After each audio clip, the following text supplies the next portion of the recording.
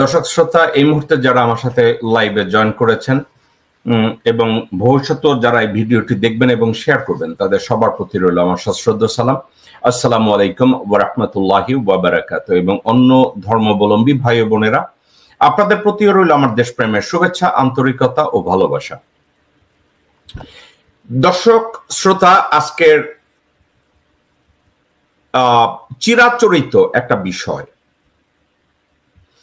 একটা কথা আপনাদের বাংলাদেশে একটা প্রভার্ব আমাদের মনে পড়ে। সেটা কি? যে আমি যত বন্ধু বন্ধু করি, বন্ধু আমার জন্য সবসময় বন্দুক হাতে অপেক্ষা করে আমাকে কবে গুলি করবে। এখন সাবজেক্টটা হচ্ছে, এই একটা বরিশালের আঞ্চলিক ভাষায় একটা কথা বলে যে মা কষ্ট নিয়ে বলতেছে যে আমি করি পুত পুত আর পুতে করে বউ বউ। অর্থাৎ সমস্যাটা হইতেছে, মা ছেলের জন্য যতই কান্নাকাটি করুক, ছেলে মায়ের জন্য কান্দে না, সে কান্দে বউয়ের জন্য।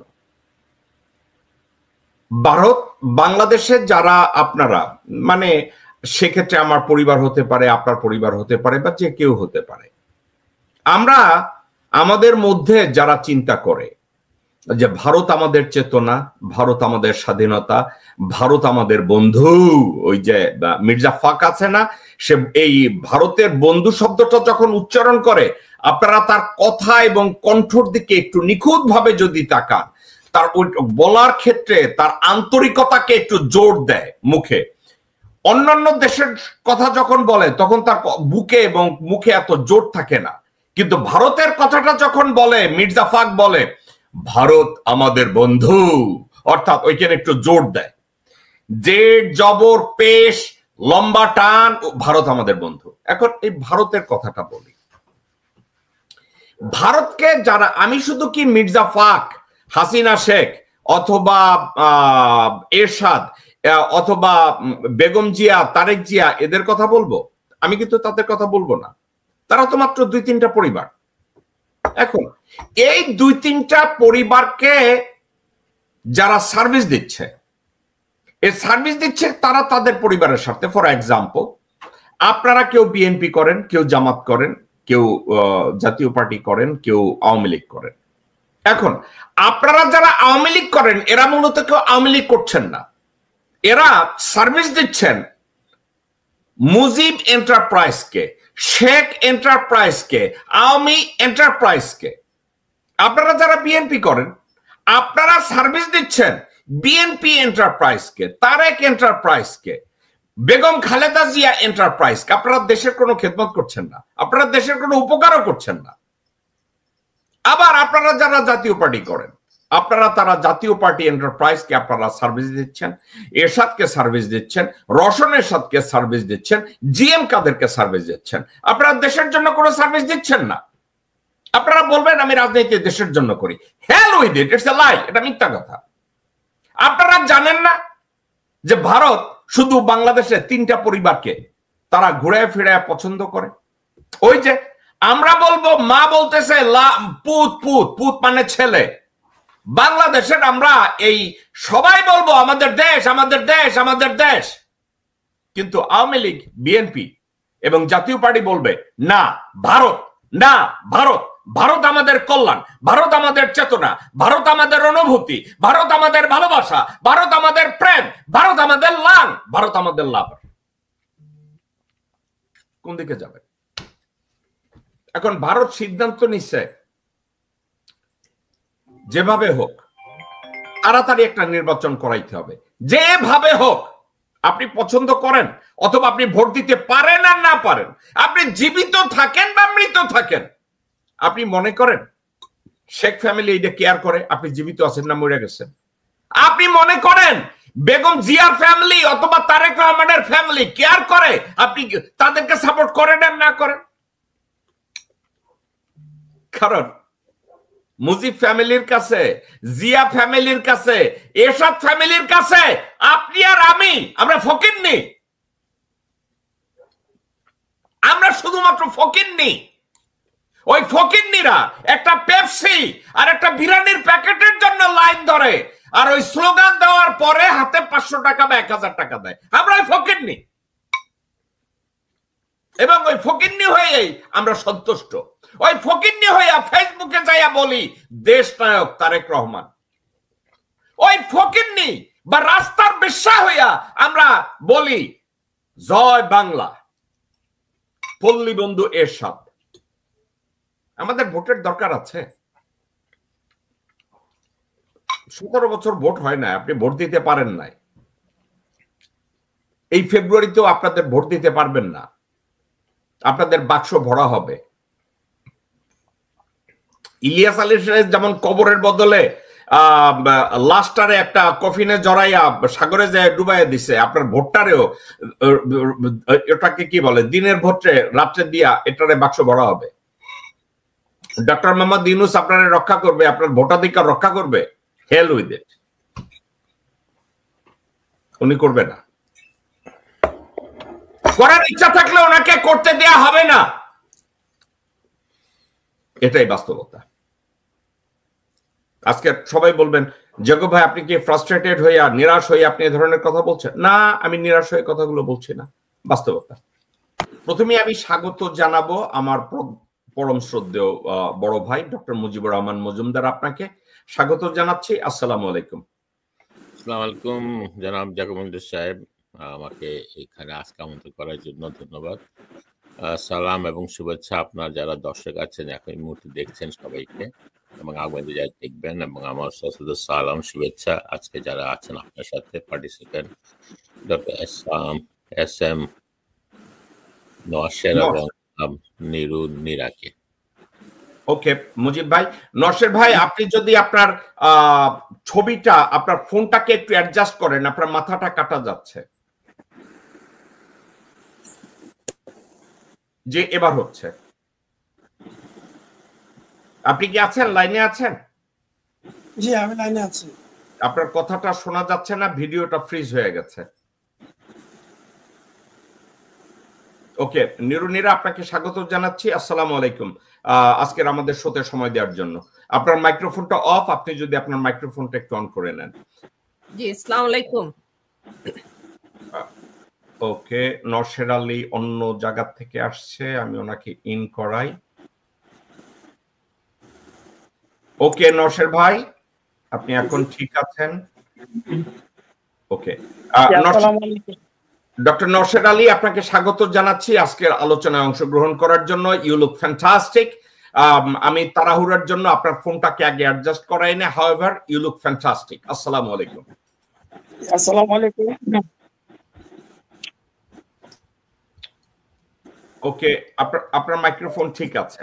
ওকে আমি আজকের প্রধান উপদেষ্টার স্পোকসপারসন খুব জোরের সাথে বললেন পৃথিবীর এমন কোন শক্তি নাই যে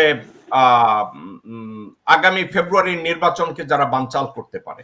উনি ফেব্রুয়ারিতে নির্বাচন হবে এক্ষেত্রে প্রচন্ড সিউরিটি দিচ্ছেন, এমন ভাবে সিউরিটি দিচ্ছেন যে ডক্টর মোহাম্মদ ইউনূস এবং অন্তর্বর্তীকালীন সরকারের এই নির্বাচন ছাড়া আর কোনো কাজ নাই। জনগণের ভোট প্রয়োগের যে নিরাপত্তা বা ওয়াদা, এটা উনি দিতে পারছেন না। রাস্তাঘাটে জনগণ যে ভোট দিতে ভোট কেন্দ্রে যাবে ওই নিরাপত্তা উনি দিতে পারছেন না, কারণ পুলিশ নাই, বিজিবি ওনার নিয়ন্ত্রণে না, র্যাব ওনার নিয়ন্ত্রণে না, মিলিটারি ওনার নিয়ন্ত্রণে না। উনি নির্বাচন দিবেন এবং নির্বাচন কমিশনের স্পেসিফিক কোন দিক নির্দেশনা নাই যে এই উদ্ভূত পরিস্থিতিতে তারা নির্বাচনটাকে কিভাবে হ্যান্ডেল করবে। এমন কোন গ্যারান্টি, এমন কোন আয়োজন কোন দিকে আমাদের দৃষ্টির ধারে কাছেও আসে না। পুলিশের এমন কোন লোকজন নাই, লোক বল নাই যারা নিয়ন্ত্রণ করবে যে নির্বাচনটা এভাবে হবে। কিন্তু প্রধান উপদেষ্টার মাউথপিস 2 দিন পর পর জনগণকে গ্যারান্টি দেয় যে পৃথিবী একসাথে হয়ে যাবে, তারপরও নির্বাচন হতে হবে। এর অর্থ কি ডক্টর মুজিবুর রহমান মজুমদার? ধন্যবাদ আজকের এই ইম্পর্টেন্ট কোশ্চেনের জন্য। নির্বাচন তো বাংলাদেশে অনেকবারই হয়েছে, অনেকবার হয়েছে। আমরা বাংলাদেশিরা নির্বাচনের ব্যাপারে অত্যন্ত কি বলবো হিস্টোরিক্যালি আমরা দক্ষ, আমরা বুঝি নির্বাচন কি জিনিস এবং কোনটা ভালো নির্বাচন, কোনটা দামি নির্বাচন, কোনটা করাপ্টেড নির্বাচন, এই ব্যাপারে আমরা বাংলাদেশি জন অত্যন্ত অত্যন্ত সচেতন এবং আমাদের অত্যন্ত এক্সপিরিয়েন্স আছে নির্বাচন নিয়ে। আমরা সেই 1972 থেকে এই পর্যন্ত বহু নির্বাচন দেখেছি এবং নির্বাচন বলতে জনগণের প্রত্যাশা ভিন্ন দেন যারা নির্বাচন করায় সরকারের যে প্রত্যাশা বা দলীয় প্রত্যাশা। বিগত গত বছর যে আন্দোলনটা হলো এবং যে বিপ্লবের মাধ্যমে আমরা একটা তত্ত্বাবধায়ক সরকার পেয়েছি, জনগণের আশা আকাঙ্ক্ষা ছিল যে 2009, 14, 18 এবং 24 যে নির্বাচনগুলো হচ্ছে তার থেকে একটা ভিন্নতা কিছু আসবে।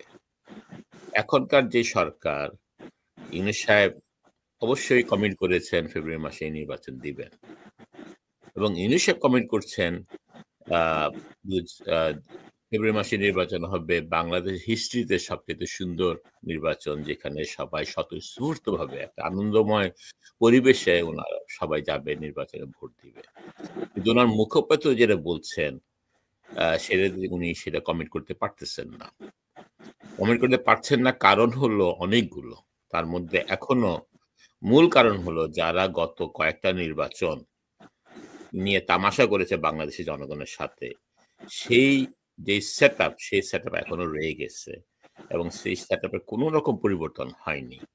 তো জনগণ অবশ্যই ডক্টর মুজিব, সেই সেটআপ বলতে আপনি বলছেন সচিবালয় এখনো 300-400 সেম সচিবরা ওখানে বসে আছে, সচিব, পুলিশ বাহিনী, সেনাবাহিনী, নৌবাহিনী, বিমান বাহিনী এবং অন্তর্বর্তীকালীন সরকার প্রধানের চারপাশে যারা বসে আছে, একই সেটআপ। পরিবর্তন কি ঘষা মাজাও করা হয় না, একটু আলতা পাউডারও মাখা হয় না নাকি? তেমন কোনো পরিবর্তন আমরা দেখতে পাই না। যে পরিবর্তন দেখেন, যে সামরিক বাহিনী, যেই পুলিশ বাহিনী, যেই বিডিআর বাহিনী আওয়ামী লীগ সরকারের হয়ে আজ্ঞাবহ হয়ে আপনার ইলেকশনের আগে রাত্রেই কোনো জায়গায় 50%, কোনো জায়গায় 100% ব্যালট আপনার ব্যালট বক্সে ঢুকিয়ে দিচ্ছে, তারাই তো এখনো আছে। এখন এদেরকে যদি এদেরকে যদি বলা হয় যে কোন একটা পার্টির পক্ষে 50% ভোট ঢুকিয়ে দাও, তাদের তো নৈতিক কোনো ইয়ে নাই, তারা তাই করবে। কারণ তারা তো আপনাকে একটা $1 মিলিয়ন কোশ্চেন করি, আপনার এই প্রশ্নটা ফলো আপ। রাজনীতিবিদরা বিভিন্ন মতামত দেয়।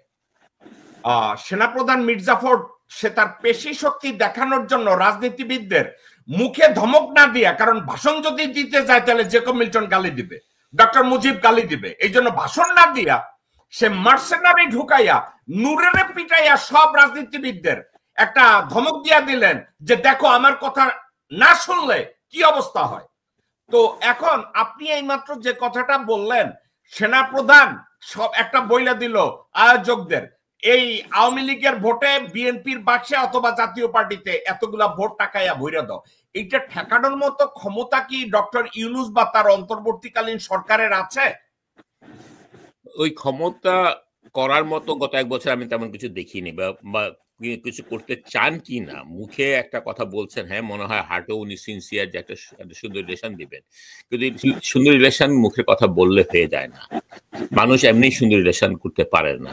যদি আপনি যে ইলেকশনের প্রসেসে তৈরি করবেন, যাদেরকে দিয়ে করবেন, তাদেরকে যদি আপনি ওই নৈতিকতার জায়গায় না আনেন বা ওই জায়গাটায় না আনেন, আপনার যদি বলেন চোরকে দিয়ে বলেন যে চুরি করিস না, আর আপনি ওপেন লক না করে আপনার স্বর্ণ টর্ণ সব ডায়মন্ড সব ওপেন রেখে গেছেন, আর আপনি আশা করতেছেন যে আপনি মসজিদে গেলেন আর এসে দেখবেন চোর চুরি করে নাই, চোর ওগুলি সামনে নিয়ে বসে আছে আর আপনার ধ্যানে মগ্ন, সেটা আমাদের প্রত্যাশা করা আমি মনে হয় বোকামি। আপনার ইউনূস সাহেব, আমি জানি না বা ওনার সাথে যারা আছেন সবই বিজ্ঞ লোক, এতটা বোকামি বা এতটাই আমাদেরকে বোকা মনে করতেছেন, ওনারা বোকা আমি ঠিক বুঝি না, হয়তো বা ওনারা মনে করছেন জনগণ বোকা। আর ওয়াকার সাহেব যে কথাটা বললেন, ওয়াকার সাহেব বোঝা উচিত যে যেই জাতি এই ছাত্র জনতা, ইয়াং ছাত্র জনতা বুলেটকে ভয় পায় না। তারা নুরুকে কয়েকটা আর্মির করাপ্টেড আর্মি কয়েকটা দিয়ে মুখে পিঠে নানা জায়গায় মেরে যদি মনে করে যে বাংলাদেশের জাতীয় চেতনাকে রুখে দিতে পারে, এটা মনে হয় অত্যন্ত বোকামি। তারা প্রকাশে বোঝা উচিত শেখ হাসিনার মতো একটা দানব, যার পিছনে সম্পূর্ণ ইন্ডিয়ান সরকারের ব্যাকিং ছিল, যার পিছনে সেনাবাহিনী, পুলিশ বাহিনী, র্যাবের গুলিতে তারা ভয় পায় নাই। তাদেরকে মেরে কয়েকটা লাঠি সোটা দিয়ে মেরে আপনি মনে করছেন তাদেরকে দমানো যাবে, তাদের চেতনা দমানো যাবে?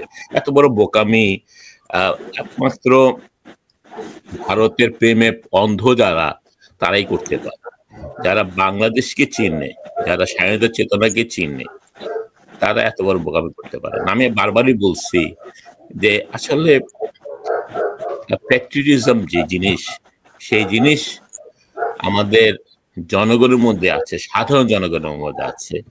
সাধারণ জনগণের বাইরে, ছাত্র জনতার বাইরে আমি এখনো পর্যন্ত প্যাট্রিয়টিজম দলগতভাবে বা দলের নেতাদের মধ্যে পাই না খুঁজে। সামরিক বাহিনীতে যারা আজকে লিড করছেন, যারা সামরিক বাহিনী চালাচ্ছেন, তাদের মধ্যে দেখি না। এটা কয়েকদিন আগে গত একটা মানে টকশোতেই একজন আর্মি অফিসারই বলছিলেন যে জিয়া রহমান ছাড়া যত সেনাবাহিনীর প্রধান আসছে তাদের মধ্যে কোনো প্যাট্রিয়টিজম নাই। তারা ভারতের দালালি ছাড়া তেমন কিছুই করেন নাই। এটা আপনার এই প্রোগ্রামেই আসছে এবং আমি আশ্চর্য হই নাই, যদিও কিছুটা হতাশাস্তি বলতে হবে যে জিয়া রহমান ছাড়া একটা প্যাট্রিয়টিক সেনাপ্রধান বাংলাদেশ আসেনি। এটা আপনারই সত্যি হয়েছে এবং আমি সেখানে কমেন্টও করেছিলাম, আপনি জানেন। এখন যারা সামরিক বাহিনীর প্রধান এবং তার সাথে যারা আছেন, আমি সব সামরিক বাহিনীর অফিসারকে বলবো না, আমি জানি বেশিরভাগ অফিসার 95% অফিসারই দেশপ্রেমিক অফিসার, বিশ্বাসী, বাংলাদেশে বিশ্বাসী। এবং সাধারণ জওয়ান যারা আছেন তারা সবাই দেশপ্রেমিক, তারা বাংলাদেশের বিশ্বাসী। কিন্তু যারা তাদেরকে চালান, যারা কমান্ডিং অফিসার, দুঃখজনক ভাবে আর্মির ভিতরের যারা সৎ অফিসার তারাই নিজেরা বলে গেছেন আপনার প্রোগ্রামে যে তারাই এদিকে বিশ্বাস করেন না। একমাত্র জিয়া রহমান ছাড়া তারাই হিস্টোরিক্যালি কাউকে পায়নি যারা 100% প্যাট্রিয়ট। তো এখন দুঃখটা হলো আজকে একটা আমরা দেশটাকে কোথায় নিয়ে যাচ্ছে, আমাদেরকে আগে আমাদের প্রত্যেকে নিজেকে কোশ্চেন করতে হবে আমরা কি আসলে বাংলাদেশ চাই কি না, এবং আমরা কি বাংলাদেশে রক্ষা করতে চাই কিনা, আমরা কি সত্যিকার অর্থে বাংলাদেশের প্যাট্রিয়টিক কিনা, এটা আমাকে নিজেকে প্রশ্ন করতে হবে।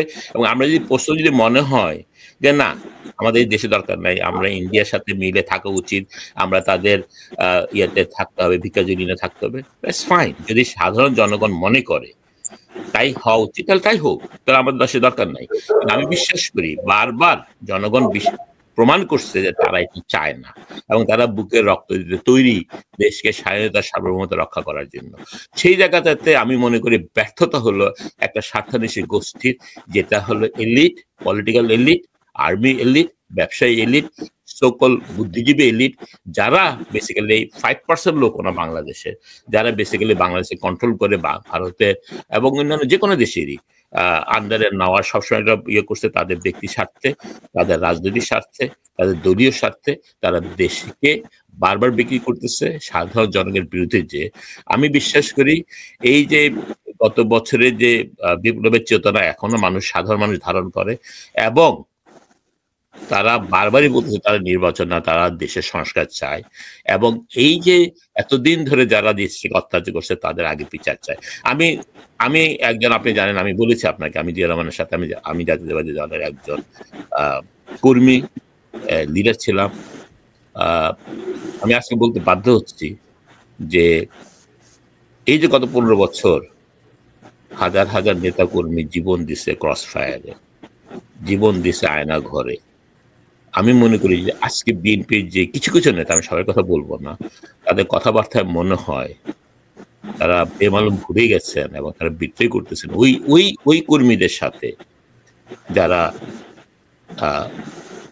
এই হাসিনা দানব সরকার, ভারতের সমর্থক পুষ্ট দানব সরকারের বিরুদ্ধে গত 15টা বছর সংগ্রাম করেছেন প্রতিটা মুহূর্তে এবং স্যাক্রিফাইস করেছেন। আমি বলি আজকে এইসব রাজনৈতিক দলের নেতৃবৃন্দ তারা তাদেরকে বিক্রি করতেছেন, এবং এইটার কারণে বিশ্বাস করেন যেভাবে ভয় হয়, আমার খুব কষ্ট হয় বা ভয় হয় যেভাবে মুসলিম লীগ, যেভাবে আওয়ামী লীগ, ন্যাপ শেষ হয়ে গেছে, বিএনপির মতো একটা সুন্দর জাতীয়তাবাদী দল উইথ আদর্শ, যেরকম আদর্শ আমার চোখের সামনে দিয়ে মনে হচ্ছে সেটা শেষের দিকে যাচ্ছে। ওকে, ফিউ রাজনীতিবিদ। ওকে ডক্টর মুজিব, আমি আপনার কাছে ব্যাক করব।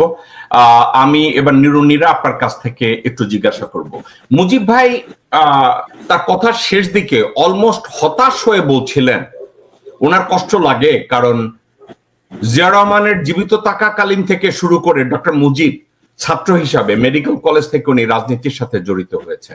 আজকের উনি দেখতে পাচ্ছে আওয়ামী লীগ যেভাবে বিলীন হয়ে গেছে, জাতীয় পার্টি যেভাবে ভঙ্গুর হয়ে মাটির সাথে মিশে যাচ্ছে, বিএনপিও একই পরিণতির দিকে যাবে। এই কথাটা ওনার বলার পিছনে যথেষ্ট কারণ আছে। কারণের ভিতরে একটা,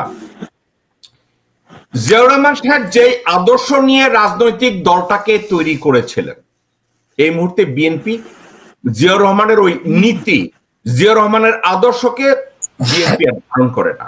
বিএনপি এখন যে নীতি এবং যে আদর্শকে ধারণ করে সেটা হচ্ছে ওই যে মা বলছে, আমি বলি পুত পুত আর পুতে করে বউ বউ, মানে সাবজেক্টটাই মায়ের আদর, দেশের আদর, এগুলো তাদের কাছে গ্রহণযোগ্য না। আজকের মুজিব ভাইয়ের কথাটা এই মুহূর্তে উনি যেটা বলছে, আপনি একা একা চিন্তা করে দেখেন কত কষ্টের কথা। সেটা হচ্ছে এই যে জাতীয় পার্টিকে বাঁচাইয়া রাখার জন্য আওয়ামী লীগ যা যা করছে, আপনার বিএনপি মানে এই মুহূর্তে বাংলাদেশ জাতীয়তাবাদী দল, তারা ঠিক আওয়ামী লীগের রোলটা এখন প্লে করতেছে। এই ভারতীয় দোসর তল্পি বাহকরা বলে বেড়াচ্ছে যে আওয়ামী লীগের জাতীয় পার্টির দিকে যারা চোখ তুলে তাকাবে তারা দেশের শত্রু, জাতীয় পার্টির দিকে যারা চোখ তুলে তাকাবে তাদের চোখ উপড়ে ফেলা হবে। তাহলে বিএনপির রাজনীতি কি আজকের ওইখানে গিয়ে ঠেকছে বলে আপনি মনে করেন? আর এই ঠেকার পিছনে কাদের হাত রয়েছে, কারা চাচ্ছে? এটা বাংলাদেশের কোন জনগণ চাচ্ছে? ভারত তাদের এই ন্যারেটিভ গুলো বাংলাদেশ জাতীয়তাবাদী দলের কোন নেতার ব্রেইনে প্ল্যান করে দিয়েছে? আপনার কি মনে হয় নিরুনিরা? জি জেকব ভাই, থ্যাংক ইউ সো মাচ। এই যে সাবজেক্টটা আজকে আপনি তুলছেন, এটা আসলে আজকে বর্তমান দিয়ে আপনি শেষ করতে পারবেন না, আপনার একটু পিছনে যেতে হবে। পিছনে যাওয়ার ক্ষেত্রে এইটাই বলতে চাচ্ছি যে দেখেন, ভারত ৭১-এ যেটা করেছে সেটা ভারতের স্বার্থে করেছে। ভারত যখন দেখলো যে তার ঘর নিয়ে টান বাঁধবে, তখনই সে কি করলো, পাকিস্তান থেকে আমাদেরকে আলাদা করলো। এখানে ভারতের খেলা, ভারতের স্বার্থ।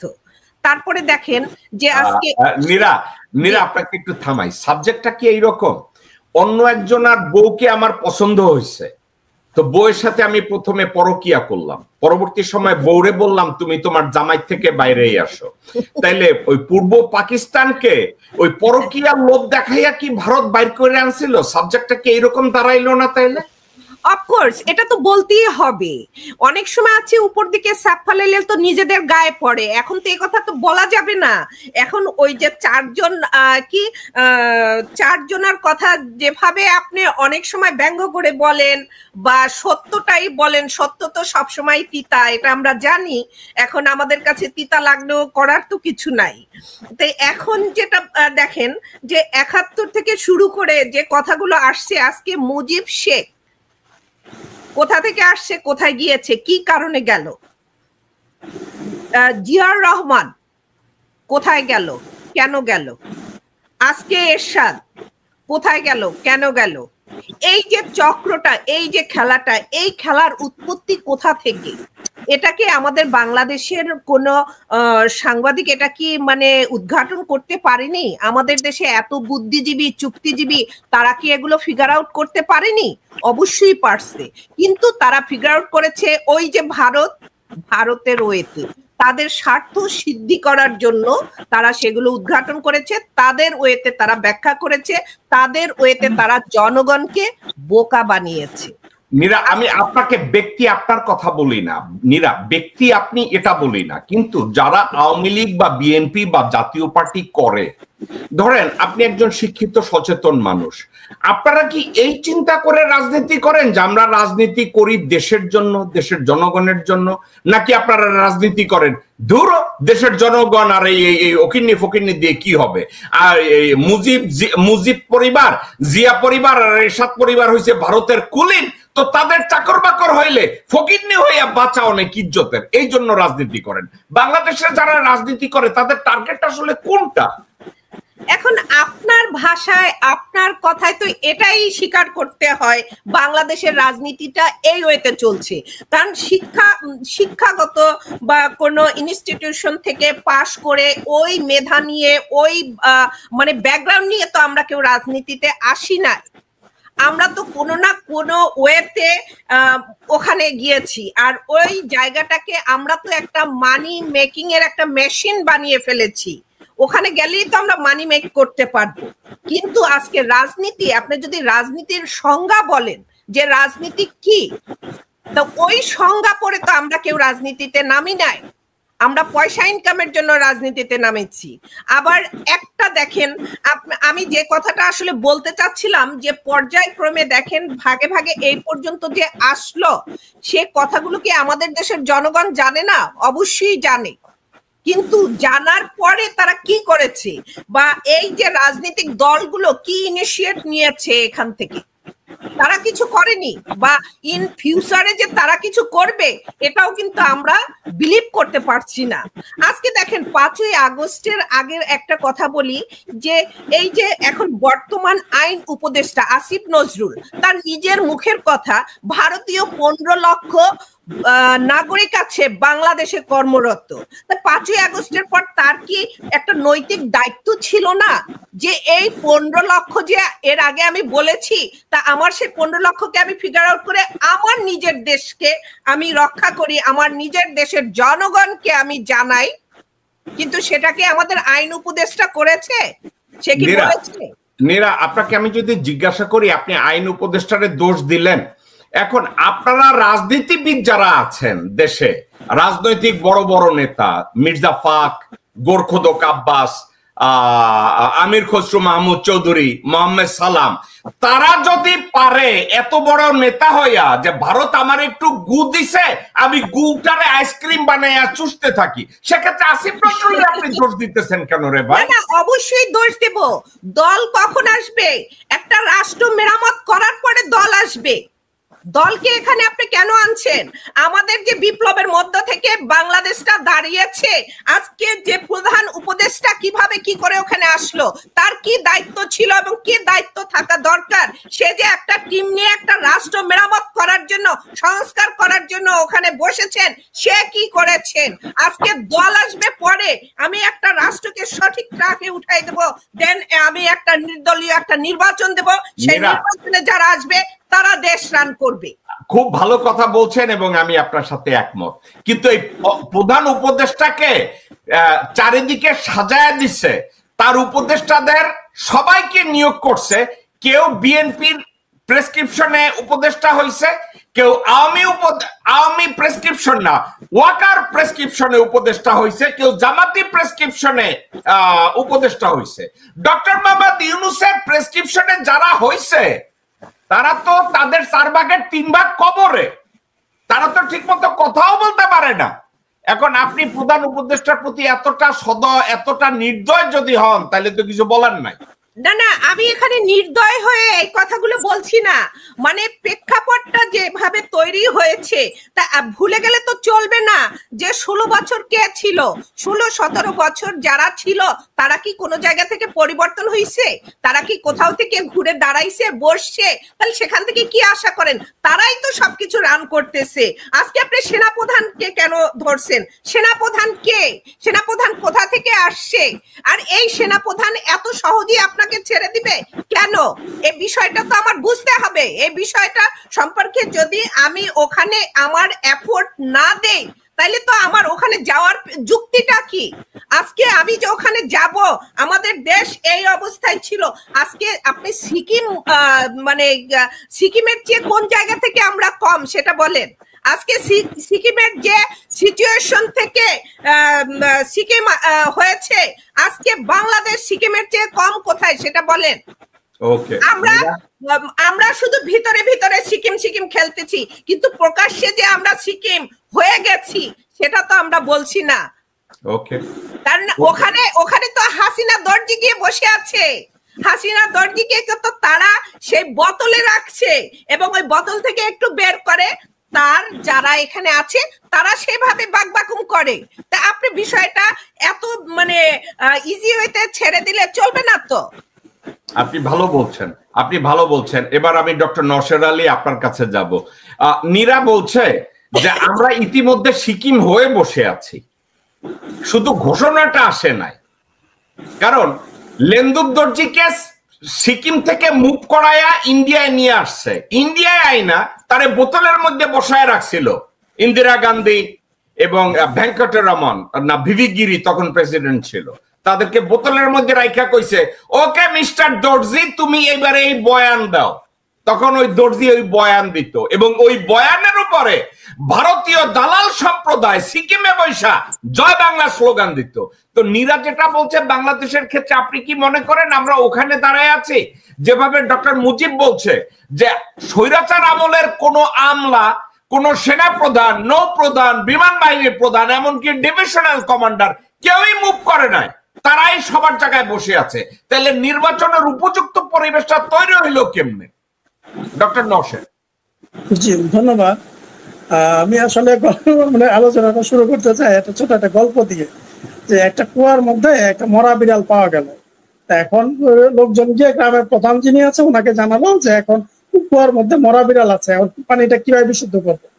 এখন ওই গ্রামের প্রধান উনি বলে দিল ওইটার মধ্যে তোমরা কয়েক বালতি ব্লিচিং পাউডার দিয়ে দাও। তো ব্লিচিং পাউডার দেওয়া হয়েছে, কিন্তু এরপরও দেখা যাচ্ছে ওটা থেকে গন্ধ আসে। তো তখন তারা আবার গেল ওই গ্রাম প্রধানের কাছে। গ্রাম প্রধান বললেন যে তোমরা কি ওই মরা বিড়ালটাকে তুলছো? বলে যে না সেটা তো তুলি নাই। তো বলে যে মরা বিড়ালটা না তুলে তোমরা কেন ওটার মধ্যে ব্লিচিং পাউডার দিতে গেলা? অনেকটা সেরকমই অবস্থা। ক্ষমতা দিচ্ছেন ঠিকই, কিন্তু দেখা গেছে পুরো সেট আপ যা ছিল তাই আছে, কাজ করতে পারতেছে না। দেখা যাচ্ছে যে সিভিল ব্যুরোক্রেসি ওনাকে ওনার অর্ডার এক্সিকিউট করতেছে না, আর্মি ওনার কথা শুনতেছে না, পুলিশ ওনার কথা শুনতেছে না। দেখা যাচ্ছে যে একটা হজবরল একটা অবস্থা হয়ে গেছে। সিম্পল একটা উদাহরণ দেখেন, যে কিছুদিন আগে যে একজন রাজনীতি নেতাকে মারলো, নির্মম ভাবে মারলো, আপনার ভিডিও আসলো, সারা দুনিয়া দেখলো, কিন্তু ওদেরকে কি চেক করতে পারছে? তাদের কারণে তো ধরতে পারে না, চেকও করতে পারে না। এই যে এরকম একটা অবস্থা যেখানে সবাই সরকারকে বলতেছে যে কোমর ভাঙা সরকার। এখন এই কোমর ভাঙা সরকার কিভাবে একটা সুস্থ নির্বাচন দিবে আর কিভাবে এই ক্ষমতা হস্তান্তর করবে আসলে আমার আসলে মানে বুঝে আসে না। ধন্যবাদ। কথা বলে যান আপনি আমাদের। ডক্টর নওশের, আমি যদি আপনাকে জিজ্ঞাসা করি, আপনি কি দেখেন এই মুহূর্তে বাংলাদেশের বর্তমান আইন শৃঙ্খলা পরিস্থিতি, আপনি যেটাকে দেখেন এই পরিস্থিতিতে আপনি কি মনে করেন জনগণের ভোটাধিকার নিশ্চিত করা হয়েছে? জনগণের নিরাপত্তা, ভোটারদের নিরাপত্তার বিধান সঠিকভাবে করা হয়েছে? আপনি কি দেখেন যে মিলিটারিকে ম্যাজিস্ট্রেসি পাওয়ার দিয়ে আইন শৃঙ্খলা পরিস্থিতির স্বাভাবিক জীবনযাত্রা ফিরিয়ে আনা হয়েছে? আপনি কি এ ধরনের কোনো কিছু দেখেন বাংলাদেশে? আপনি এই মুহূর্তে বাংলাদেশে আছেন। দেখা যাচ্ছে না, তার কারণটা হচ্ছে এখন এটা হচ্ছে মানে সব জায়গাতেই কেমন যেন একটা অরাজকতা, এবং এটা যে সুপরিকল্পিত এটাও আমরা বুঝতে পারতেছি, এবং হয়তো সরকারও বুঝতে পারতেছে, কিন্তু তারা কোনো কিছু করতে পারতেছে না, চাইলেও কোনো কিছু করতে পারতেছে না। মনে হচ্ছে তাদেরকে যেন অনেকটা হাত পা বেঁধে ওই সাঁতার কাটতে নামিয়ে দেওয়া হয়েছে, সেরকম মনে হচ্ছে আর কি। আরেকটা কথা আমাকে বলেন, এই ডাকসু নির্বাচন নিয়ে তারা এখন কথায় কথায় একটা কথা বলে যে ছাত্রলীগ, এবং এখন তো আর ছাত্রলীগের কোনো চারিদিকে দেখাশোনা নাই, এখন ছাত্র দলকে বলে যে তারা হচ্ছে ভারতপন্থী, আর শিবিরকে বলা হচ্ছে তারা পাকিস্তানপন্থী। আপনাকে আমি একটা ক্রস কোশ্চেন যদি করতে পারি, সেটা হচ্ছে এই, গত 54 বছর আগে স্বাধীনতা যুদ্ধের সময় ভারত বাংলাদেশের স্বাধীনতার বিপক্ষে ছিল, কিন্তু গত 53 বছরে বাংলাদেশ জামাত ইসলামী বা ইসলামিক ছাত্র শিবির তাদের রাজনৈতিক ম্যানিফেস্টোর কোথায় লেখে নাই, কোথাওই লেখে নাই যে আমরা বাংলাদেশকে পুনরায় পাকিস্তান বানাবো। তাহলে শিবির এবং জামাত পাকিস্তানপন্থী কি করে হলো? আপনি একজন শিক্ষিত মানুষ, সচেতন মানুষ, তাইলে মানে জামাত এবং শিবির পাকিস্তানপন্থী এ কথাটা বলার লজিকটা যদি আপনি আমাকে একটু বুঝায় বলেন। এখন এটা হচ্ছে একটা ট্যাগিং দেওয়া আর কি, এটা হচ্ছে রাজনৈতিক একটা চাল, তাদেরকে একটা ট্যাগিং দিয়ে পাবলিকের কাছে তাদেরকে একটা হেয় করা, এই জিনিসটা তাদের মানে করা হচ্ছে আর কি। আর জামাত শিবিরের রাজনীতি আসলে জানে মানে অনেক এই দেশের তাদের সাপোর্টার কত, হয়তো 20% হইতে পারে, খুব বেশি হলে, এর বেশি তো হবেই না, বরং কম হইতে পারে। এরা আসলে দেশে যেটা হবে মানে যে কোনো সরকার গঠনে একটা নিয়ামক ভূমিকা রাখতে পারে, কিন্তু এরা আসলে ফুল ফেজে সরকার গঠন করতে পারবে না, এটা এরাও ভালো মতো বুঝে এই জিনিস। যে কারণে তারা বিভিন্ন সময় দেখা গেছে যে বিভিন্ন জোটের সাথে তারা ঢুকে গেছে, কখনো বিএনপির সাথে, কখনো আওয়ামী লীগের সাথে তারা জোটে। ডক্টর নওশাদ, আপনি যা বলছেন সত্যি কথা বলছেন। যে কোনো নির্বাচনে রাজনৈতিক জোট এটা চিরাচরিত একটা অভ্যাস এবং চিরাচরিত একটা প্রোটোকল, তারা জোটের মধ্যে যায়। কিন্তু আমি বুঝতে চাচ্ছি পাকিস্তানিদের বাংলাদেশে ঢুকতে গেলে ভারত না হইয়া, ভারতে ক্রসটা কইরা বাংলাদেশে ঢোকার কি কোনো রাস্তা আছে? না, সরাসরি যদি এয়ারে আসে তাহলে শর্টকাট হইতে তো ভারত ক্রস না করে তারা ঢুকতে পারবে না। যদি উড়ে আসতে চায় তাদেরকে ঢুকতে হবে। তাইলে পাকিস্তান পন্থী বানানোর যদি বাংলাদেশকে জামাত ইসলামী বা শিবির এদেরকে যদি পাকিস্তান পন্থী বানাইতে হয় তাহলে তো কাশ্মীর ক্রস করতে হবে, তাদের তো পশ্চিমবঙ্গ ক্রস করতে হবে, তারপরে তো পাকিস্তান পন্থী। গত 53 বছরের যে রাজনৈতিক দল একবার বলে নাই পাকিস্তান জিন্দাবাদ, একবার বলে নাই আমরা বাংলাদেশকে পাকিস্তান বানাবো, একবার বলে নাই পাকিস্তানের কালচার আমরা এখানে আনবো, তাইলে আজকেরও নির্বাচনের আগে কথায় কথায় বলে যে জামাত শিবির হলো পাকিস্তান পন্থী। আমি লজিক্যালি রেশনালি কোনো ওয়েতে আমি খুঁজে পাই না যে আমিও বলতে চাই যে জামাত পাকিস্তানি, কিন্তু আমি কোথাও খুঁজে পাই না। আমি জানেন আপনি পাইছেন কি? ওকে, আমি ডক্টর মুজিব আপনার কাছে যাব। পাকিস্তানের প্রতি তাদের একটা সিম্প্যাথি আছে, তাদের দুর্বলতা আছে এবং সেটা সব দিক থেকে তারা এটা প্রকাশ করে। এই জিনিসটা হয়তো সরাসরি তারা পাকিস্তান পন্থী না, কিন্তু তাদের একটা পাকিস্তানের প্রতি যে তাদের একটা অ্যাফিনিটি আছে সেটা তো তাদের ইয়ে থেকে বোঝা। যেমন গোলাম আজম সাহেব পাকিস্তানের নাগরিকত্ব নিয়েছিলেন, তারপর আবার দেশে আসলেন, তারপরে এখানে এসে রাজনীতি করলেন। তাদের নেতারা পাকিস্তানে যেত, আসতো এক সময়, সেটা ছিল। যেরকম আমরা যে ইন্ডিয়া, যেমন আওয়ামী লীগকে আমরা বলি তারা ইন্ডিয়া পন্থী দল, বা জাতীয় পার্টিকে আমরা বলি তারা ইন্ডিয়া পন্থী দল, কি তাদের কার্যক্রম।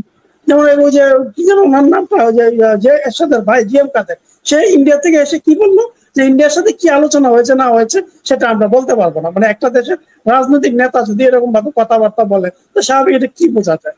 ট্যাগিং দিয়ে তো দিচ্ছে তারা, এরা এদেরকে বলতেছে তোমরা ইন্ডিয়া পন্থী, আর এরা এদেরকে বলতে তোমরা পাকিস্তান পন্থী, এই আর কি বিষয়টা। আচ্ছা, কিন্তু আপনাকে আপনি যেটা বলছেন গোলাম আজম পাকিস্তানের সিটিজেনশিপ নিয়েছিল, আপনি এটাই যদি ধরেন তাহলে মুজিব শেখ যখন পাকিস্তান ছাইরা লন্ডন হইয়া বাংলাদেশে এসে ঢুকছে, তার পাসপোর্টটা কোন দেশের ছিল? সেটা তো ওই সময় পাকিস্তানের পাসপোর্টই ছিল। আমাকে একটু শেষ করতে দেন। তো গোলাম আজম যেই সময় পাকিস্তানের পাসপোর্ট নিছে, মুজিব শেখের ওই সময় পাকিস্তানের পাসপোর্ট ছিল। জিয়াউর রহমান যখন স্বাধীনতা ঘোষণা করছে তার যে পাসপোর্ট ছিল ওই পাসপোর্টটাও পাকিস্তানের পাসপোর্ট ছিল। তাইলে এই এদের পাসপোর্ট পাকিস্তানি পাসপোর্ট, এবং নতুন কইরা হঠাৎ এরা সবাই চেতনাধারী হয়ে গেল। এবার অন্য কথায় আসি, হাসিনা শেখের ভারতীয় পাসপোর্ট আছে বেলা রানী শাহ নামে, এবং রেহানা শেখের ভারতীয় পাসপোর্ট আছে কমলা রানী শাহ নামে। হাসিনার মাইয়া পুতুলের ভারতীয় পাসপোর্ট আছে পুতুল রানী শাহ নামে। এখন কথাটা হইছে, আমি লুকাইয়া রাখবো বাংলাদেশের প্রধানমন্ত্রী হওয়ার জন্য, আমি লুকাইয়া রাখবো ভারতের বাংলাদেশের এমপি হওয়ার জন্য, আমি লুকাইয়া রাখবো বাংলাদেশ ব্যাংকের লকার ভাঙ্গা ওইখান থেকে স্বর্ণ চুরি করার জন্য। এখন এই ব্যাখ্যা দিয়ে তো আর কোনো লাভ নাই রে। এখন আমার যে কথা সেটা হচ্ছে ডক্টর মুজিবের কথায় আমি ব্যাক করে আসি। এই তিন পরিবার ভারতীয় কল্যাণের ধারক। আমি জিয়াউর রহমানকে দোষ দিচ্ছি না, জিয়াউর রহমান জীবনেও ভারতীয় কল্যাণের ধারক ছিল না। জিয়াউর রহমান ছিল অনলি আইকন। আমি জিয়াউর রহমানকে বলবো না, কিন্তু বেগম খালেদা জিয়া, আমি আপনাকে ঠান্ডা মাথায় বলি, বেগম খালেদা জিয়া এবং তারেক রহমানকে যখন মাহবুব আলী খানের মেয়েরে বিয়ে করাইছে, বেগম জিয়া জানতো মাহবুব আলী খান 83 সালে রয়ের ওত নিছে। উনি জানতেন, বেগম জিয়া জানতেন এই পরিবারটা রয়ের পরিবার। তারপরে বেগম জিয়া ওই রয়ের পরিবারের মধ্যে বিয়ে করাইছে। কেন করাইছে জানেন? বাংলাদেশের রাজনীতিতে কেউ সেটেল করতে গেলে ভারতের সিন্দুর লাগবে কপালের মধ্যে, ভারতের গোবর লাগবে কপালের মধ্যে। তো তারেক জিয়ার কপালে সিন্দুর আর গোবর লাগায় দিছে। এবার হরে রাম হরি বল বল। আপনার এই কথার আর ব্যাখ্যা নাই। ডক্টর মুজিব, আমি একটা কথা আপনার কাছে এটা জিজ্ঞাসা করছি। আপনি খুব দুঃখ ভারাক্রান্ত মন নিয়ে বলছেন এবং আমি আপনার সাথে দ্বিমত পোষণ করি। আমাদেরকে সিদ্ধান্ত নিতে হবে, আমরা কি আসলে স্বাধীন বাংলাদেশ চাই, নাকি পশ্চিমবঙ্গের মতো ভারতের আরেকটা প্রদেশ হবে পূর্ববঙ্গ। সাবজেক্টটা ওই পর্যায়ে গিয়ে ঠেকছে। এখন এখানে কোনো গণভোটের মাধ্যমে এটা হবে না, এটা হবে লেন্দুক দর্জিকে দিয়ে যেভাবে ষড়যন্ত্র করাইছে, ষড়যন্ত্রের মাধ্যমে বাংলাদেশটাকে এভাবে নেওয়া হবে। এই মুহূর্তে কাগজে পত্রে বাংলাদেশ একটা স্বাধীন সার্বভৌম দেশ, কিন্তু বাস্তবে আমাদের দেশের রন্ধ্রে রন্ধ্রে প্রত্যেকটা মেকানিজম চালনা হচ্ছে ভারত থেকে। এটা জানার পরেও বাংলাদেশের লোকজনরা যে ভাব করে আমরা স্বাধীন দেশ, আমরা জয় বাংলা, আমরা বিএনপি, এই ভণ্ডামিটা যখন আমরা করি, এই স্বাধীনতার গল্পটা যখন আমরা বলি, চাপাবাজিগুলো করি, আপনি কি মনে করেন আমাদের ভিতরে বিবেক, ঈমান, দেশপ্রেম, মানুষত্ববোধ এর কোনো কিছু কি কোথাও কাজ করে? ডক্টর মুজিব, আমাদেরকে বুঝতে হবে জনগণ এবং স্বার্থান্বেষী মহল। জনগণ, বাংলাদেশের জনগণ কখনোই ভারতের দাসত্ব স্বীকার করবে না এবং করে না। আপনি জনগণকে আমাদের কিছু রাজনৈতিক পরিবার বা রাজনৈতিক ব্যক্তিত্ব বা রাজনৈতিক দলের কারণে আপনি জনগণকে কলঙ্কিত করতে পারবেন না। এটার ব্যাপারে আমি পরিষ্কার আপনার কাছে পরিষ্কার বলতে, কারণ দেখেন জনগণ কিন্তু কখনোই আপনার ভারতের গোলামি অ্যাকসেপ্ট করে নাই, এবং জনগণ যখন দেখছে যে তার লিডার একটা দল ভারতের গোলামি করছে, শেখ মুজিবের মতো লিডার মারা যাওয়াতে বা কিল্ড হওয়াতে জনগণ এক ফোঁটা চোখের পানি ফেলেনি, যার জন্য জনগণ একসময় কাঁদছে। তার অর্থ কি? জনগণ যখনই বুঝতে পারে যে এই দল বা এই ব্যক্তি ভারতের আধিপত্যকে মেনে নিয়ে ভারতের সাথে আমাদের দেশকে পূর্ববঙ্গ একটা ভারতের একটা স্টেট তৈরি করার চেষ্টা করতেছে, তখন কিন্তু জনগণ মেনে নেয়নি।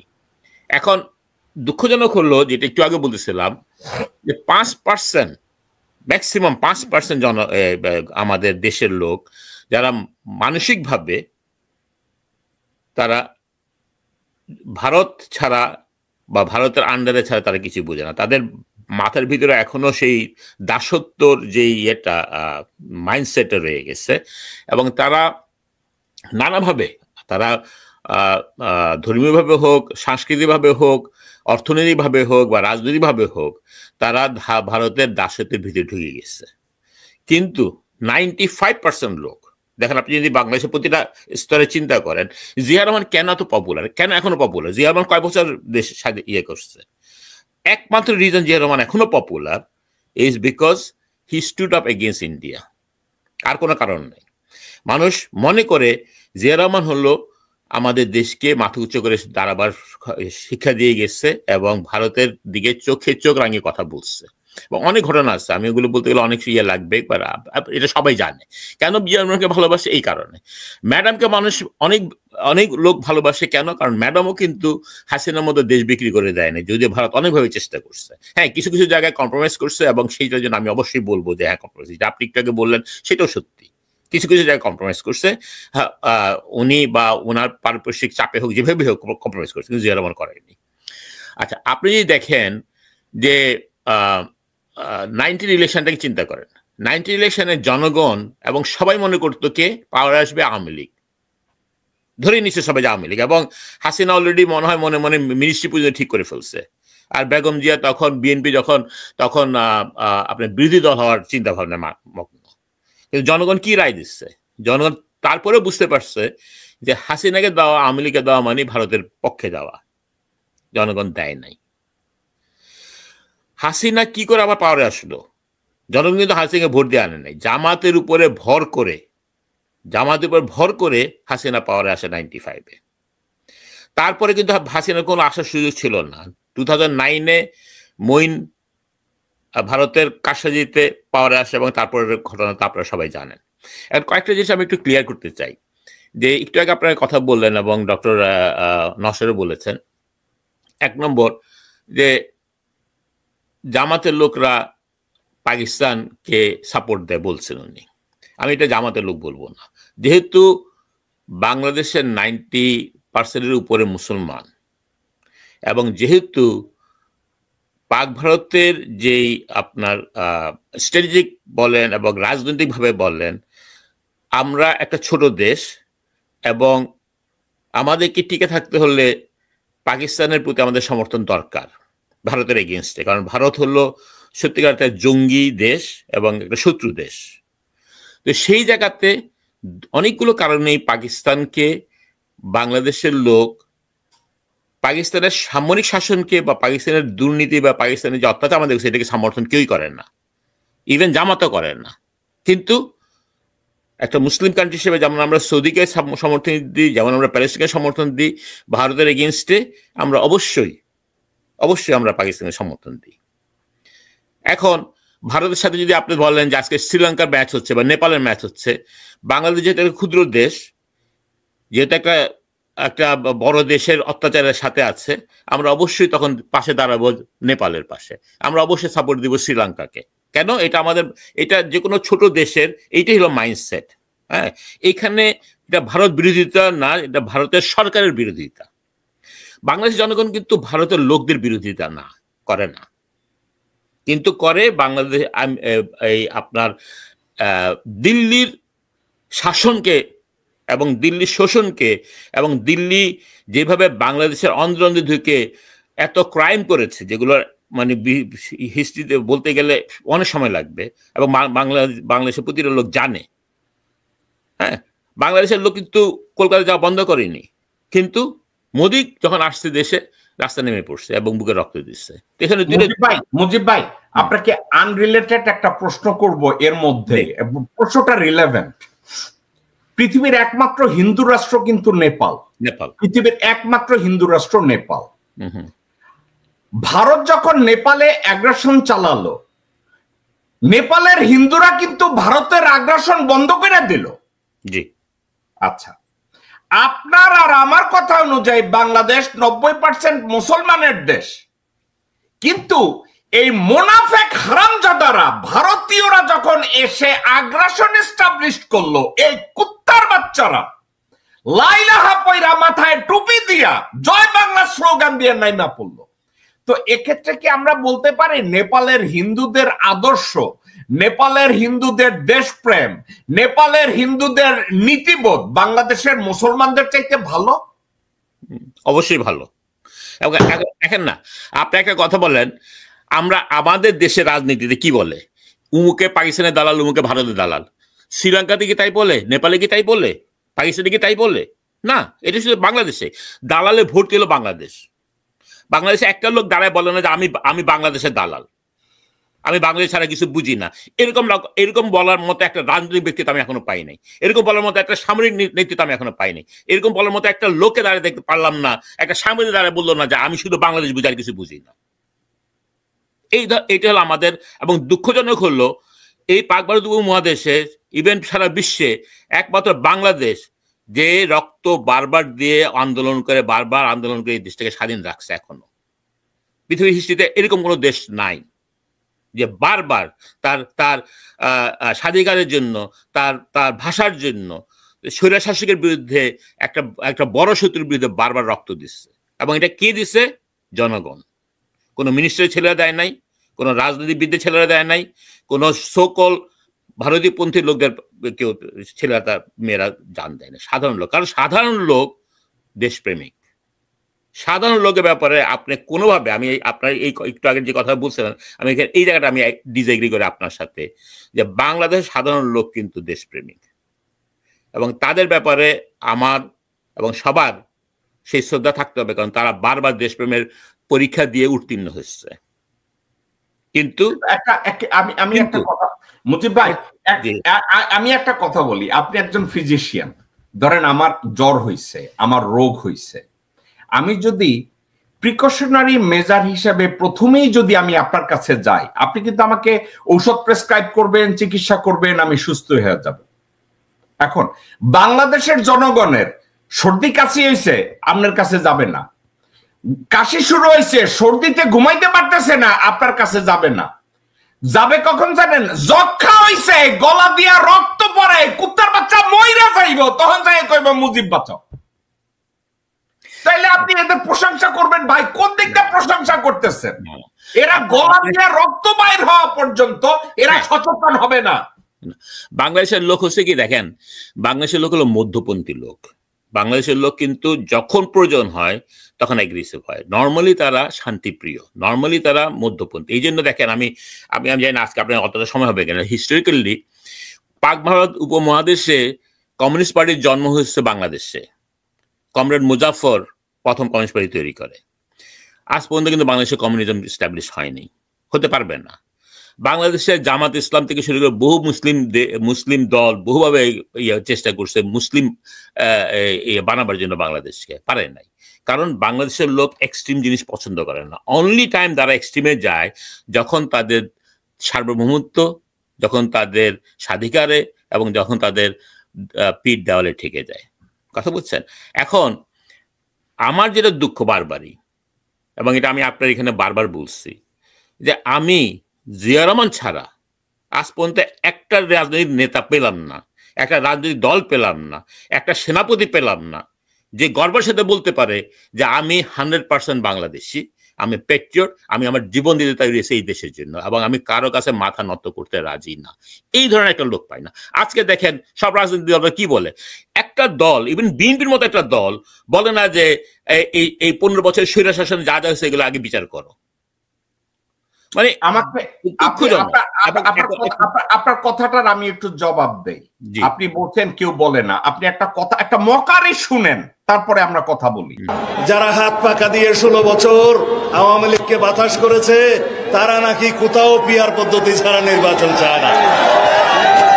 শেখ হাসিনা, আওয়ামী লীগ এবং ফ্যাসিস্টদের রাজনৈতিক মৃত্যু হয়েছে বাংলাদেশে, ঢাকায়, এই মিরপুরে, গুলিস্তানে, পল্টনে, কিন্তু দাফন হয়েছে দিল্লিতে। আমাকে একটা কথার উত্তর করেন। গতকালকে না পরশুদিন আমি আর আপনি শো করেছি, ভণ্ডামি, মিথ্যাচারিতা, নাফরমানি, ফাঁসাকি, কুত্তার বাচ্চাগিরি, বেশ্যাগিরি, এটা কি আমাদের জাতীয় চরিত্র হয়েছে বিএনপি সাউয়াদের মতো লোকজনদের জন্য? আমাকে একটু বলেন তো, বিএনপি সাউয়া এটা কি কইল? ওই যে আমি যেটা বললাম, ওরা মনে করে কি আমরা, মানে আমি তো বাজে কথা বলতে পারি না, ভদ্রভাবে বলি, মনে করে যে আমরা বোকা সব। কথা বুঝছেন? না না, আপনি বলছেন, আপনি কইতেছেন আপনি বোকা। বিএনপির একজন প্রস্টিটিউট আছে রুমিন ফারানা, সে কইছে আপনি আর আমি ফকিরনি। ওই আমরা ফকিরনি, ওইটাই তারা মনে করে, ওই যে এলিটটা তারা এটা মনে করে। দেখেন আজকে এদের এই যে বিএনপি বলেন বা যে কোনো রাজনৈতিক দলের কথাই বলবো, শুধু বিএনপির কথাই বলবো না, বাট বিএনপি একটা রেসপন্স রাজনৈতিক দল হওয়া উচিত ছিল।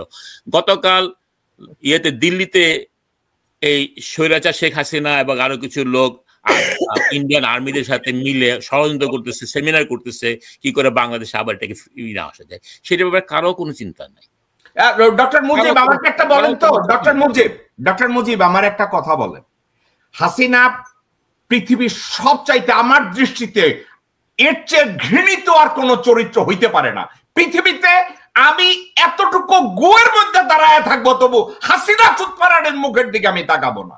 এখন তারপরেও আমি একটা কথা বলি, এই মাগি ভারতে গেছে 1 বছরের মধ্যে, ওইখানে এলিটদের নিয়ে একটা সেমিনার করছে। এলিট জার্নালিস্ট, এলিট সেনাবাহিনীর লোক, এলিট ফরেন ডিগনিটারিজ, তাদেরকে নিয়ে সেমিনার করছে। 1 বছরের মধ্যে দাঁড়াইয়া সেমিনার করছে যে বাংলাদেশে আবার তারা কেমনে ব্যাক করবে।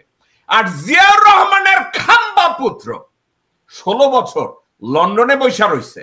ওইখানে বৈশা কাদের সাথে সেমিনার করে জানেন? ব্রাহ্মণবাড়িয়ার সিনিসোর সানির লগে, সিলেটের মালেকের লগে, এই 2 পয়সার খাম্বা হুমায়ুন কবিরের লগে, আর সম্পর্ক করে গিয়াসউদ্দিন আল মামুনের সাথে। আর নিউ ইয়র্কে সাডাসাডি করে রিক্সা চালক গিয়াসের সাথে, মিল্টনের লগে, জিল্লুরের লগে। এই হয়েছে তার সেমিনার। তাইলে আপনারা একটা রাজনীতির প্রশংসা করবেন, রাজনীতিবিদদের ধারে যাইবেন, তাদেরকে কান্দে লইবেন, আর হাসিনা যখন এত বড় সেমিনার করে আমরা তখন হিংসা করি। তাইলে আমাদের যে মদন আছে নাম তারেক রহমান, উনি করছে নাকি গত 16 বছরে লন্ডন বৈশা? কার বাল ছিটছে? আপনার কাছে যদি উত্তর থাকে ভাই আমার একটু দেন, আমি যা বলছি এগুলো মিথ্যা কিনা। আমি এটা ডিসএগ্রি করছি না আপনার সাথে, কিন্তু তারেক গত 15 বছরে কি করছে তার চেয়ে বড় কথা হলো যে এখন আমাদের এখানে কি হচ্ছে। আপনি যাদেরকে বলেন এলিট, তারা আসলে এলিট না, তারা হলো বাংলাদেশের শত্রু, যারা হাসিনার ওখানে যে বসছে এবং এই দেশকে আবার ভারতের রাজ্য তৈরি করার চেষ্টা করছে এবং হাসিনা স্বৈর শাসনকে আবার নিয়ে আসার চেষ্টা করছে, যেটা ওদের স্বপ্নে থেকে যাবে বলে আমি বিশ্বাস করি, কারণ জনগণটা কোনোদিন অ্যাকসেপ্ট করবে না। তারপরেও এই যে দুঃসাহস দেখাচ্ছে, এই দুঃসাহস দেখাবার জন্য আমি বলবো কিছুটা হলেও ইউনিট সরকার দায়ী, কারণ তাদের উইকনেসটা অ্যালাউ করতেছে to have something like that. এই জায়গাটা আপনি ডক্টর ইউনূস সরকারের দোষ দিতেছেন। আমি যদি মুজিব ভাই আপনাকে এই কথাটা বলি, ডক্টর ইউনূস সাহেবকে আমরা জোর করে ধরে এনে বসলাম যে এবার আপনি বসেন। আমরা কি ডিসএগ্রি করি? ডক্টর ইউনূস সরকারের চারপাশে যাদেরকে বসায় দেওয়া হয়েছে, কেউ হয়েছে বিএনপি মনোনীত, কেউ হয়েছে আওয়ামী লীগ মনোনীত, কেউ হয়েছে জামাত মনোনীত, কেউ হয়েছে কমিউনিস্ট মনোনীত, আর কেউ হয়েছে এনজিও মনোনীত। আর এর ম্যাক্সিমামের উপরে নিয়ন্ত্রণ রয়েছে সেনাপ্রধান মির্জাফরের। তাহলে ডক্টর ইউনূসের আছে কি? মানে আমি এমনি জিজ্ঞাসা করি ওনার আছেটা কি?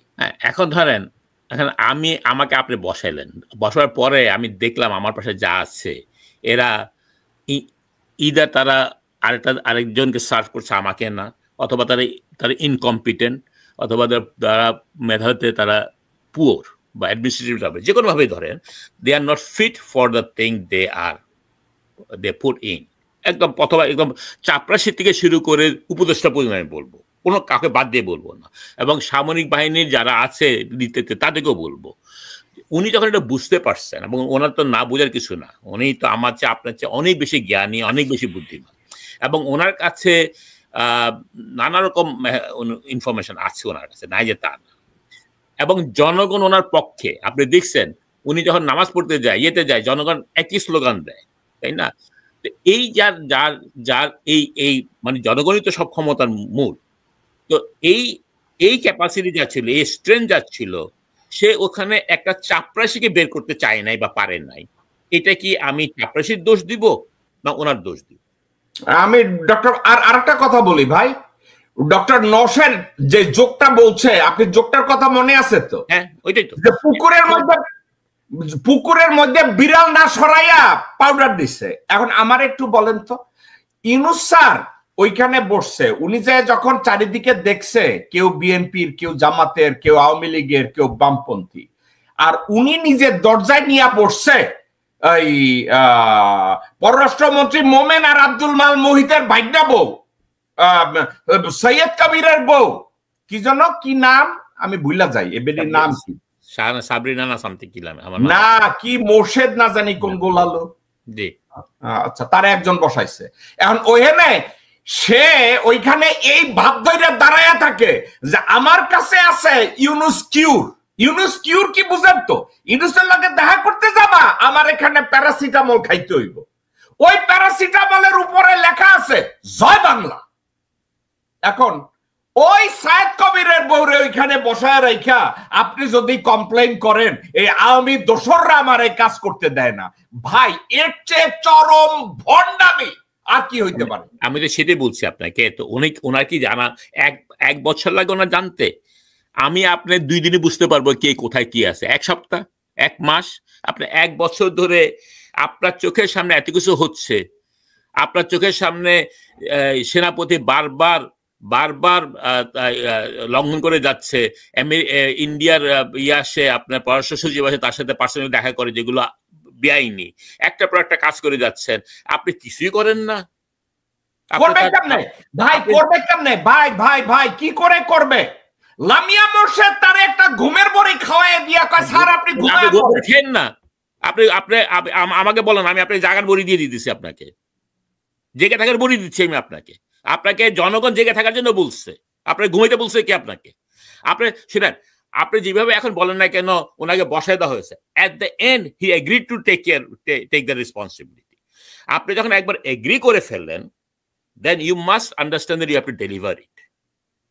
আপনি যদি এগ্রি না করতেন, ভাই আমার মাফ করে দাও, তোমরা 100 বার বলছো আমার, আমি 100 বার মাফ চাইছি, তোমরা অন্য কাউকে দেখো, ফাইন। কিন্তু আপনি যখন ফাইনালি এগ্রি করছেন, that means you have to provide the expected result. আর আপনি কোনো রেজাল্টই দেখাতে পারেন না। হ্যাঁ, আপনি অনেক ভালো কিছু লোকে আনছেন, আপনি অর্থনৈতিকভাবে কিছু করার চেষ্টা করছেন, দ্যাটস ফাইন। কিন্তু শুধু অর্থনীতিতে বারবার বুঝতে হবে যে দেশের, আমি বারবার এই কথাগুলো আনি আপনার কাছে এখানে, যে দেশের আইন শৃঙ্খলা নিরাপত্তা ভেরি ইম্পর্টেন্ট। আপনি মানুষকে 2টা এক্সট্রা কলা খাওয়া যদি লাথি মারেন, মানুষের কলার কথা মনে থাকবে না, লাঠিটা মনে রাখবে। সেটা আপনার অর্থনীতিতে কত টাকা এখন ব্যাংকে ঢুকছে, এটা মানুষের পেটে ঢুকবে। পরিবার করে কোন কিছু না, সে বাংলাদেশের কিনা, বাংলাদেশের স্বাধীনতা বিশ্বাস করে কিনা, এবং অন্য কোনো দেশে দালালি না করে শুধু বাংলাদেশে দালালি করে কিনা, সেটাই হোক লিটমাস টেস্ট, সেটাই হোক জনগণের কাছে একমাত্র কোশ্চেন। সে যে দল করুক, যে পার্টি করুক, যেই অবস্থায় থাকুক না কেন, কোশ্চেন তার হতে হবে যে আমি যে পার্টি করি, আমি যে নেতাকে বিশ্বাস করি, আমি যাকে আমার সাপোর্ট দিব, সে আদৌ আমার কিনা, সে আদৌ বাংলাদেশের একজন পেট্রিয়টিক কিনা। এই কোশ্চেনটা আজকে আমাদের সবাইকে আনতে হবে এবং একটা লিটমাস টেস্ট করে দেখতে হবে যে সে কোন থেকে আসছে, কি তার অর্থনৈতিক অবস্থা, সেটা না, সে আদৌ দেশপ্রেমিক কিনা। এবং এই দেশের জন্য, যেটা একটু আগে ডক্টর নওশের বলল, যে আমাদের ভিশন হতে হবে 2071, নট 1971। এই ভিশন দিয়ে জনগণকে ঐক্যবদ্ধ করে আগাতে চাই কিনা আমরা দেখতে চাই। সেটা যেই নেতায় আসবে, যেই নেতায় সেই লিড দেওয়ার মতো ক্ষমতা আছে, একটা স্টেটমেন্ট হওয়ার মতো ক্ষমতা আছে, সেই যোগ্যতা সে দেখাতে পারবে, তাকে আমরা সমর্থন দিব, জনগণ সমর্থন দিবে। অ্যান্ড সর্বোপরি শেষ পর্যন্ত যে কথাটা বললেন ইউনূস সাহেবের কাছ থেকে, এখন আমার কিছুই হলো আশা আছে যে উনি রাইট থিং করবেন অন রাইট টাইম। সুযোগ ওনার সামনে আছে, এই সেপ্টেম্বর পর ওনার হাতে সুযোগ থাকবে না। তো এই সুযোগটা ওনার কাজে লাগানো উচিত এবং সেইভাবে ওনার আগানো উচিত। ধন্যবাদ। Doctor Mujibur Rahman Majumdar, doctor SM. Nowsher Ali এবং নিরু এস. নীরা, আমি আপনাদের 3 জনের প্রতি অনেক কৃতজ্ঞ। আজকের আপনারা বাংলাদেশ থেকে নওশের ভাই এত রাতে আপনি আমাদেরকে সময় দিয়েছেন, এবং মুজিব ভাই, নীরা, আপনাদের রোববার উইকেন্ডের মধ্যে আপনারা আমাকে সময় দিয়েছেন দেশের সাথে। আপনাদের 3 জনকে অনেক ধন্যবাদ। ইন দ্য ফিউচার অন্য কোনো বিষয় নিয়ে আপনাদের সাথে আমি কথা বলবো আবার। আসসালামু আলাইকুম। আমি এবার কনক্লুড করব, আপনারা চাইলে আমার সাথে থাকতে। দর্শকবৃন্দ, এই ছিল আমাদের শো। আমি ডক্টর মুজিবুর রহমান মজুমদারের কথা এবং প্রেসক্রিপশনের অনেক ভক্ত, একটা কারণে। উনি ঠান্ডা মাথায় বেশ কিছু কথা উনি বলেছেন, যে কথাগুলো আমাদের দেশের রাজনীতিবিদরা যদি ওনার কাছ থেকে একটু কপি করতে পারত, এটা হচ্ছে স্বপ্ন। কিন্তু আমাদের দেশের রাজনীতিবিদরা তো রোল মডেল পিক করবে ইন্দুরে, গালকাটা ইন্দু, গালকাটা জাহাঙ্গীর, এরশাদ শিকদার, তারা রাজনৈতিক আইডল পিক করে ওই লোকগুলোকে। তারা এই চিন্তা কেউ করবে না যে আমাদের রাজনৈতিক দর্শন হলো জিয়াউর রহমানের দর্শন, আমাদের রাজনৈতিক ব্যক্তিত্ব হলো ডক্টর মুজিবুর রহমান মজুমদার। এটা ওনারা শিখবে না।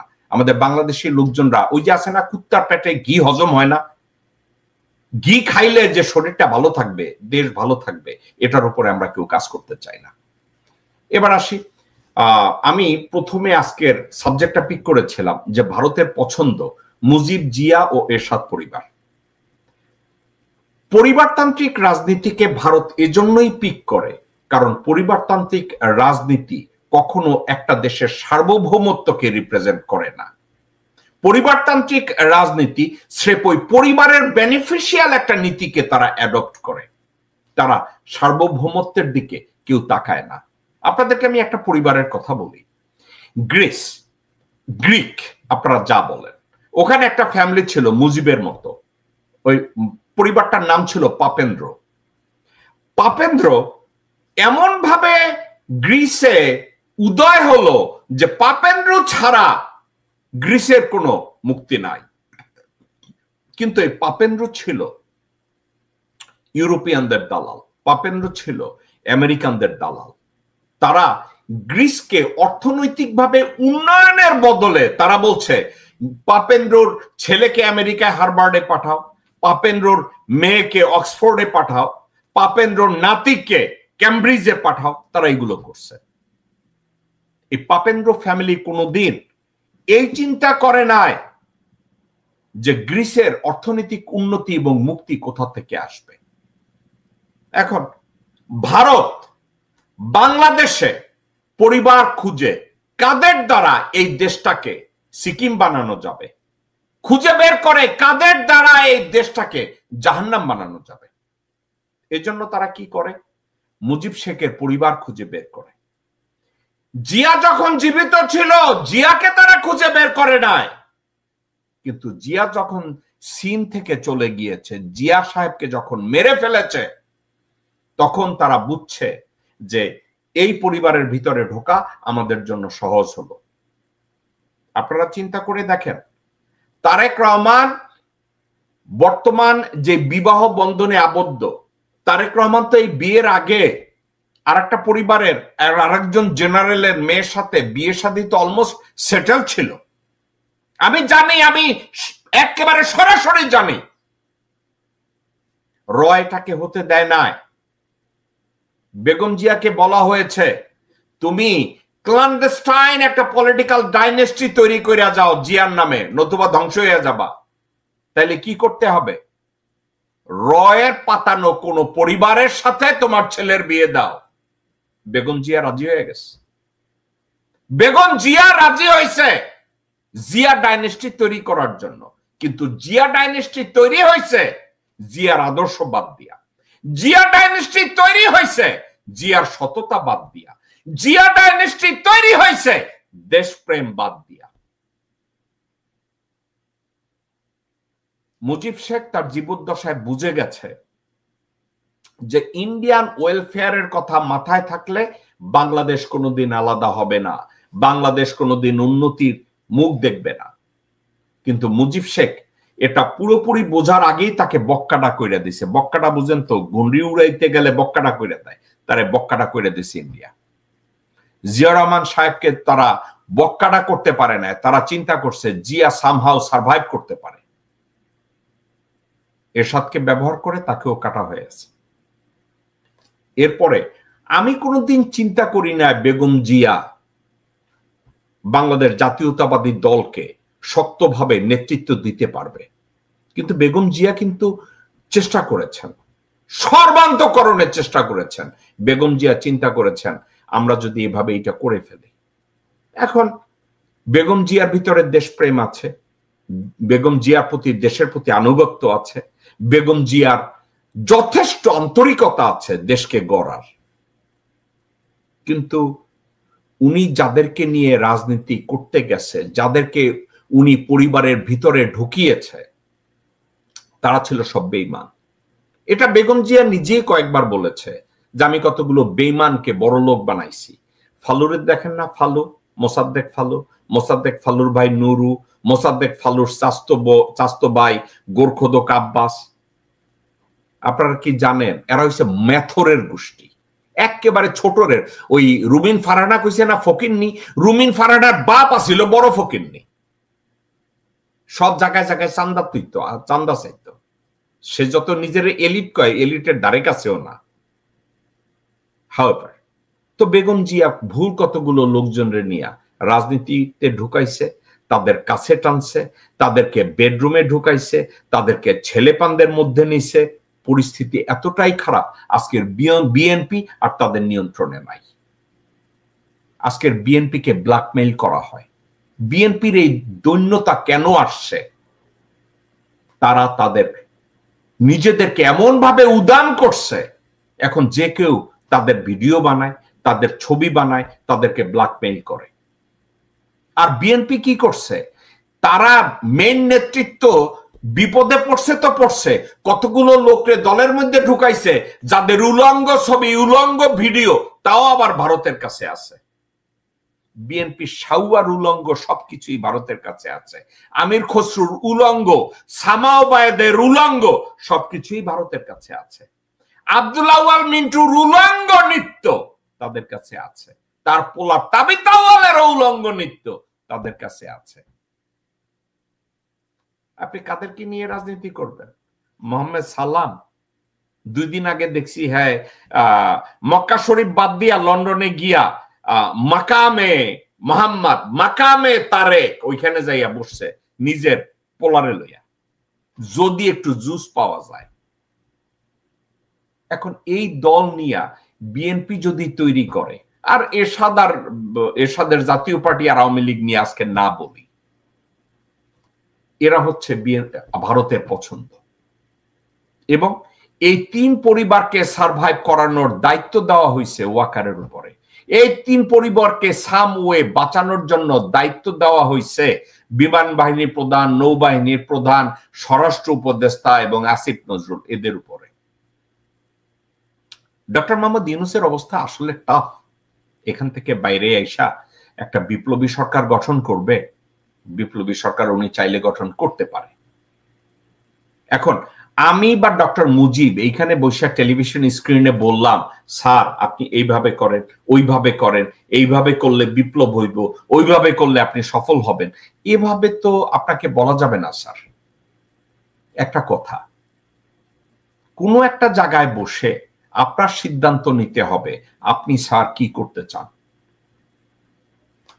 আজকের আমি ডক্টর নওশেরের উপরে মোটেও রাগ না, বরঞ্চ ডক্টর নওশেরের উপরে আমি খুশি যে উনি আপনার হিকমত এবং হিম্মত নিয়ে কথা বলছে। বাংলাদেশে অন্য 90% লোকজনের মতো উনিও হয়তো জানেন না আপনার অবদান কি। স্যার আপনার কাছে তো আমি কৃতজ্ঞ যে আপনি এটা, আমি জানি আপনি কি করছেন। স্যার আপনি মনে করেন আমি একটু কম জানি না, আমি এক্স্যাক্টলি জানি স্যার আপনি কোথায় কোথায় দৌড়াইছেন, আপনি এই বিপ্লব কেমনে করাইছেন আমি তা জানি স্যার। কিন্তু আপনার কষ্ট করা এই বিপ্লবকে আপনি এভাবে নষ্ট করে দেবেন? বিপ্লবী সরকার গঠন করতে গেলে যা যা দরকার স্যার আপনি করেন, আপনি স্টেপ নেন। বিএনপি আপনার গায়ে টোক্কাও দিতে পারবে না, ওয়াকার আপনার বালের কাছেও আসতে পারবে না। কারণ ডক্টর মুজিব একটা কথা বলছে, আমাদের ভরসা জনগণ, এবং জনগণ আপনার পক্ষে।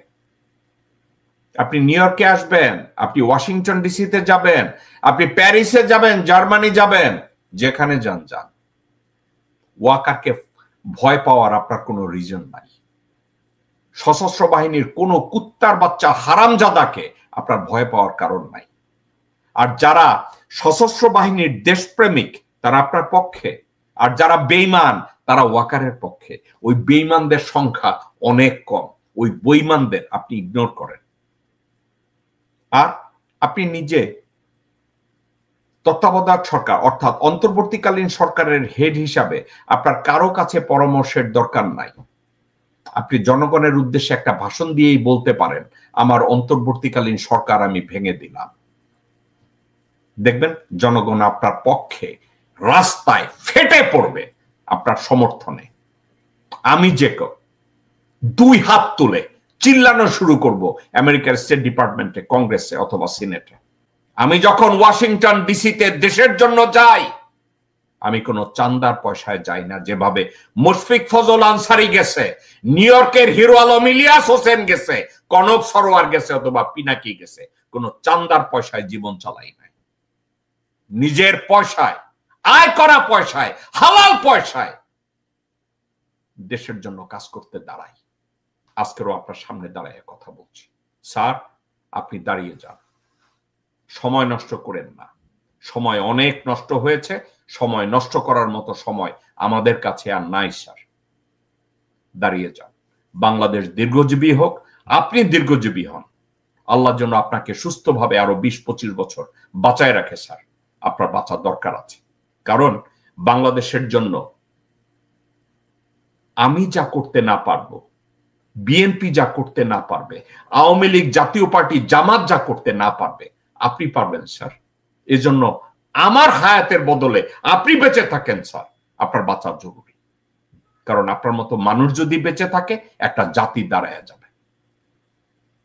দর্শকবৃন্দ, এই ছিল আমাদের শো। সবাই ভালো থাকবেন, সুস্থ থাকবেন, স্যারের জন্য দোয়া করবেন, আমিও দোয়া করি ওনার জন্য। সবাই সুস্থ থাকুন, ভালো থাকুন। আসসালামু আলাইকুম ওয়া রাহমাতুল্লাহি ওয়া বারাকাতুহু।